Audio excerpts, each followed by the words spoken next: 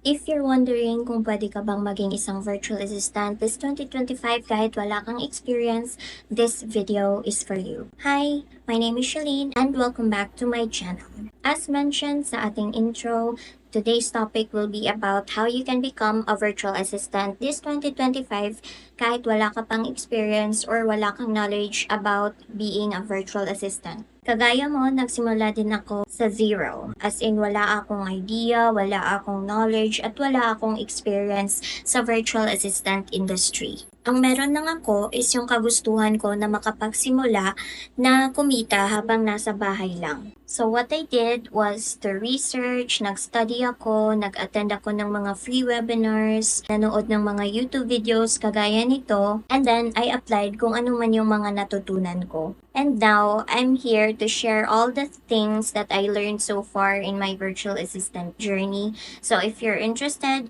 please keep on watching. So, yung pinakaunang step na pwede mong gawin is to identify your skills. Isa-isahin mo kung ano yung mga bagay na nag-e-enjoy kang gawin and yung talagang interesado ka. Mag-research ka kung ano yung mga skills na pwede mong aralin or yung mga skills na meron ka na that you can actually use to provide your services to potential clients online. So for example, if mahilig ka sa social media, magaling kang gumawa ng mga post, marunong kang mag-schedule ng mga post, pwede kang maging social media manager kagaya ko. So yun yung main service ko ngayon. Or if mahilig ka naman mag-video editing, pwede kang maging isang video editor for businesses na nangangailangan ng mag-i-edit ng mga short form videos for them. So yung next step is for you to learn skills. So if meron ka ng mga skills na feeling mo pwede mo pang ma-enhance, you can keep on improving them. Or if gusto mong matutunan yung mga in-demand na skills ngayon ng mga virtual assistant, you can go ahead and research ka, aralin mo kung ano yung mga bagay na ginagawa ng mga virtual assistant ngayon na super in-demand. Para sa ganun, pwede kang makapag-charge ng malaki sa services na i-offer mo sa potential clients. Pwede kang manood ng mga YouTube tutorial or pwede ka din namang mag-enroll sa mga paid courses kung meron kang budget. Pero if wala ka pa talagang budget and gusto mo lang talagang matuto for free, maraming mga resources online na kailangan mo lang hanapin at aralin yung mga yon para naman mas maging competitive ka sa industry na to. So next, kapag meron ka ng mga idea kung ano yung mga pwede mong gawin as a virtual assistant, pwede ka nang mag-build ng portfolio mo.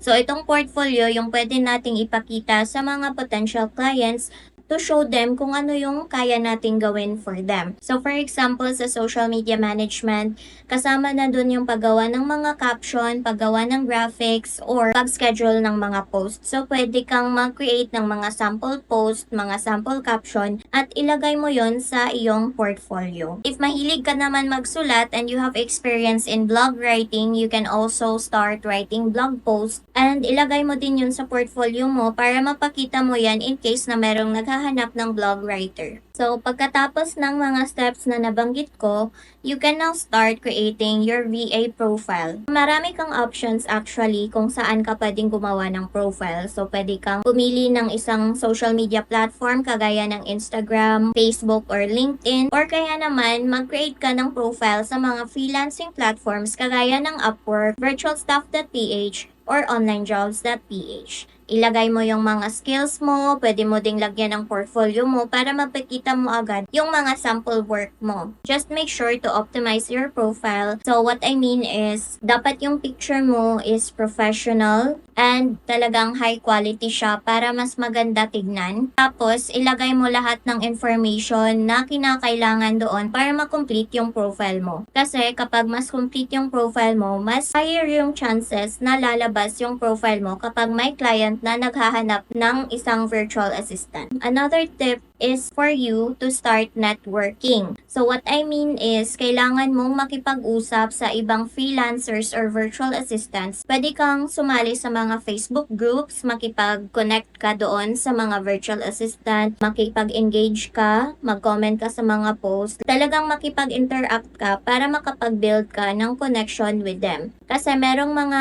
instances na yung mga virtual assistant na marami ng tasks or marami na silang clients, hindi na naman nila kayang gawin yung mga task, kaya minsan nag-outsource sila or naghahanap sila ng someone to assist them. And that's one way for you to start gaining experience. So, pwede ka din namang makipag-work with those virtual assistants and gain some experience habang binabayaran ka din nila. Makakapag-build ka na ng experience mo at mas madadagdagan pa yung knowledge mo kasi nakapag-work ka na on that specific task. Another tip naman is for you to offer your services at a discounted rate, or pwede mo din namang i-offer yung services mo for free for a limited time. So, for example, yung ginawa ko nung hindi pa talaga ako nakakuha ng client, nag-post ako sa isang Facebook group na I'm offering my services for free for 2 weeks, and then merong nakakita sa post ko at nag-message siya sa akin, and she ended up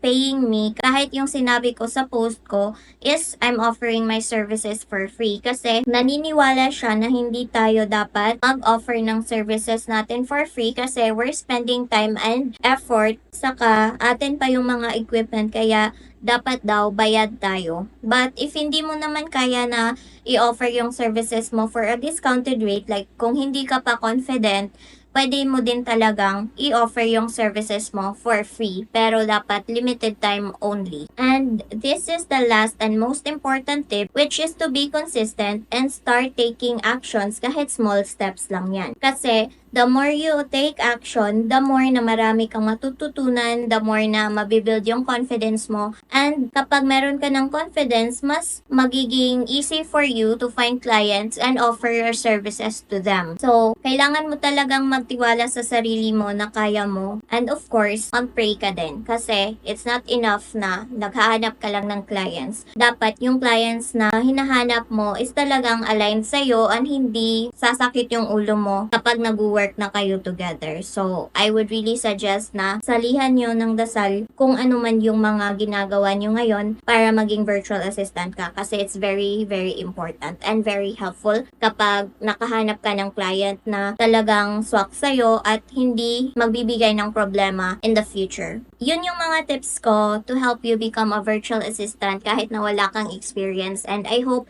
na marami kang natutunan dito. And if you like this video, please give it a thumbs up, and if hindi ka pa nakapag-subscribe sa channel ko, please do subscribe para hindi mo ma-miss yung mga future uploads natin. If you have other questions or any other topics that you want me to discuss, just comment them below. Gagawa natin yan ng video in the future. So I hope to see you again, and bye for now.